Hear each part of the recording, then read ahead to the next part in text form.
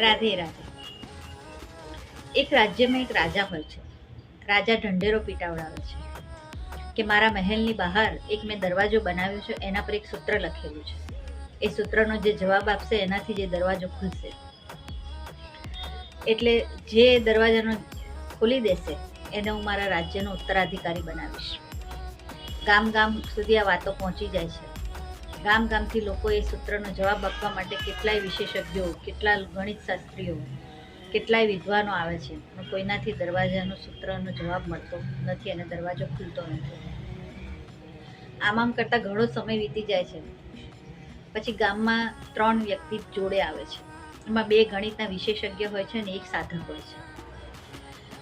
ગણિતના વિશેષજ્ઞ સાધકની સામે જોઈને કહે છે, જા તું પહેલાં જઈને જવાબ ગોત. સાધક કહે છે, ના, હું અહીં બેઠો છું, તમે મોટા વિશેષજ્ઞ છો, પહેલાં તમે જઈને જવાબ ગોતો. જેના નસીબમાં હશે એ બનશે ઉત્તરાધિકારી. પેલા 2 હસીને જતા રહે છે. પહેલાં એક ગણિત વિશેષજ્ઞ જાય છે, એની જોડે બહુ મોટી મોટી પુસ્તકો લઈને આવે છે. એમાંથી સૂત્રોના જવાબો ગોતવાની કોશિશ કરે છે, નવા નવા નાખે છે સૂત્રો, પણ કોઈના જવાબ મળતો નથી. અંતે કલાકોની મહેનત પછી હારી જાય છે અને પોતાની હાર માની લે છે. બીજાને ચાન્સ આપવામાં આવે છે. બીજો વિશેષજ્ઞ આવે છે, એ પણ પોતાની જોડે થેલા ભરીને પુસ્તકો લાવેલા છે. એ બધી પુસ્તકો ફેરવીને જોઈ લે છે, પણ એને પણ કોઈ જવાબ મળતો નથી. છંતે એ પણ હાર માની લે છે. છેલ્લે સાધકને કહેવામાં આવે છે કે હવે તમે પ્રયત્ન કરો.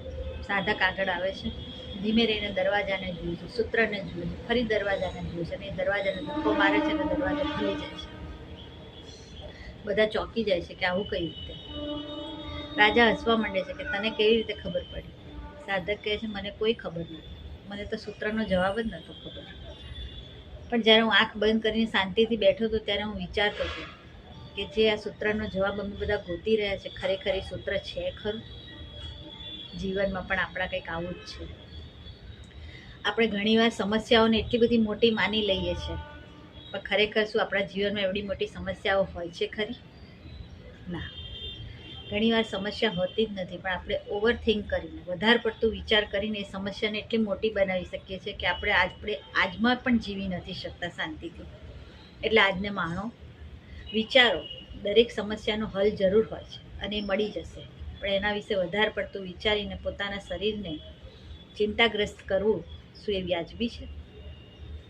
રાધે રાધે.